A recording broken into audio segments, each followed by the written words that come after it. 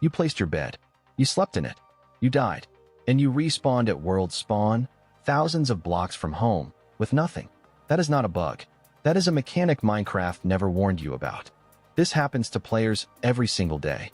They think their respawn point is locked in. They think they are safe. Then one death later, they are staring at a world spawn screen they have not seen since day one. Your bed is lying to you. And in this video, we are going through every single bed mechanic that Minecraft buries in the code so you never get caught out again. Stick around for point 3, because that one has actually killed experienced players who thought they were being clever. Welcome back to BLOX. Today, beds are one of the first things you craft in any survival world. Wood plus wool, simple. But the rules behind how beds work are not simple at all. There are distance rules, mob rules, dimension rules, status effect rules, and a spawn point system that only works if your bed setup is exactly right. We are covering the 5 biggest mistakes players make with bed placement and bed mechanics in Minecraft survival. Every stat in this video comes straight from the official Minecraft wiki. No guesses, no myths, just real mechanics. Let us get into it. Mistake number 1. You try to sleep and Minecraft says, "You may not rest now, there are monsters nearby." You look around, you see nothing, and you give up. Here is what is actually happening. Minecraft checks a specific zone around your bed before it lets you sleep. If any hostile mob is within 8 blocks horizontally, that means on the x-axis or the z-axis, and within 5 blocks vertically on the y-axis, the game blocks you completely. That zone is bigger than it looks in-game. A zombie standing 1 layer below your raised platform, just inside that 5-block vertical window, is enough to stop you. A skeleton hiding behind your wall counts if it is within 8 blocks of the bed. Players build their first shelter, throw a bed in the corner, and wonder why they cannot sleep. It is because they left a gap in the wall and a mob is sitting right outside. The fix is simple. Light up every block within 8 blocks of your bed, using torches or lanterns to stop hostile mobs from spawning close enough to trigger the block. Check the wiki if you want the full list of which mobs count as hostile for this rule, because it is longer than most players expect. Do not just scan the room. Scan the full zone. 8 blocks horizontal, 5 blocks vertical. Memorize those numbers. Mistake number 2, and this one is the silent killer. You sleep in your bed. Respawn point set. Then at some point, something moves, something breaks, something changes around your bed, and the next time you die, you wake up at world spawn. Why? Because your bed is obstructed or it has been removed. Minecraft does not just save the location of your bed. It saves the bed, and when you die, it tries to spawn you within a few blocks of that bed.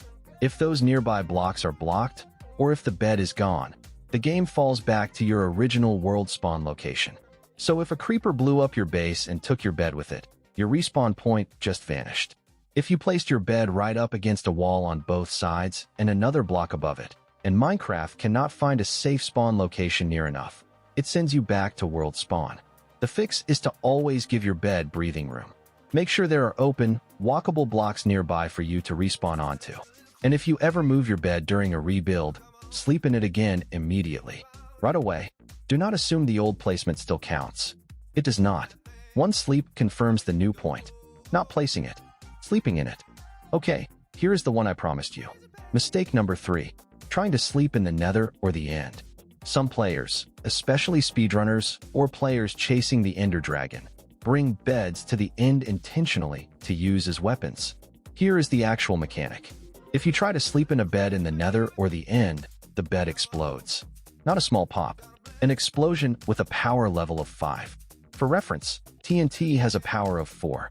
A charged creeper and an end crystal both have a power of 6. So a bed explosion sits directly between TNT and a charged creeper on the damage scale. It also sets fire to surrounding blocks. The explosion centers on the head part of the bed, so the direction you place it matters for where the blast goes. And if this kills you, the death message reads, "Player was killed by," and then in brackets, "intentional game design." That is an actual in-game death message. Mojang put it in there on purpose. Now here's the twist. Villagers can sleep in any dimension without the bed exploding. That rule only applies to players. So if you are ever in the Nether or the End and you see a bed, do not touch it. Walk away. That thing is a grenade. Mistake number 4 is not about where you place your bed. It is about ignoring it. Phantoms. If you have not slept in a bed and you have not died for 3 in-game days, phantoms start spawning and targeting you. Phantoms are hostile flying mobs that swoop down and attack. They are not just annoying. They can interrupt you during builds, during mining, during any exposed outdoor activity. And because they come from above, players who do not look up get hit repeatedly before they even know what is happening. The counter is simple. Sleep in your bed. 1 sleep resets the phantom timer. That is it. But here is where bed placement ties back in.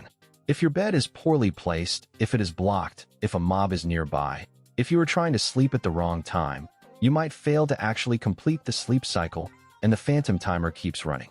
A full sleep cycle in Minecraft takes 101 in-game ticks, which is about 5.05 seconds of real time.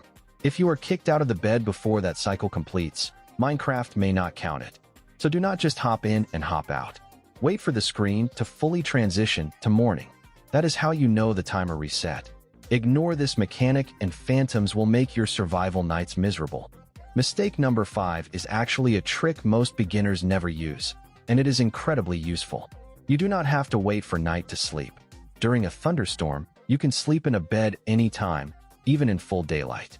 And here is the part that breaks people's brains. This works even in a desert biome, where it does not rain.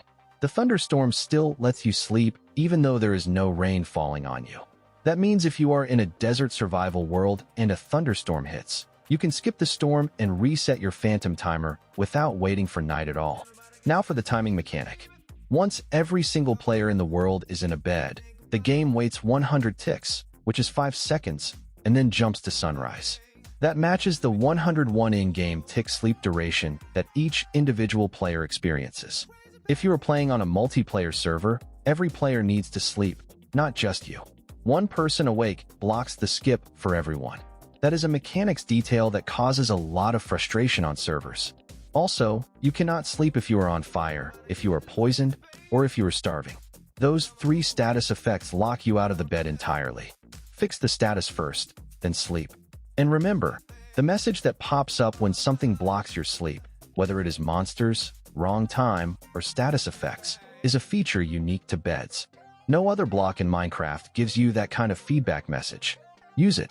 It is telling you exactly what to fix. So here is the full breakdown. Keep hostile mobs more than 8 blocks horizontal and 5 blocks vertical from your bed. Always leave open space near your bed for a valid respawn. Never touch a bed in the Nether or the End unless you want a power 5 explosion. Sleep every 3 days to stop phantoms. And use thunderstorms to sleep early, even in deserts. These are real Minecraft bed mechanics from the official wiki, and they apply to every survival world you will ever play. If this helped you, drop a like, it genuinely helps the channel. Subscribe to BLOX today for daily Minecraft tips just like this one. See you in the next video.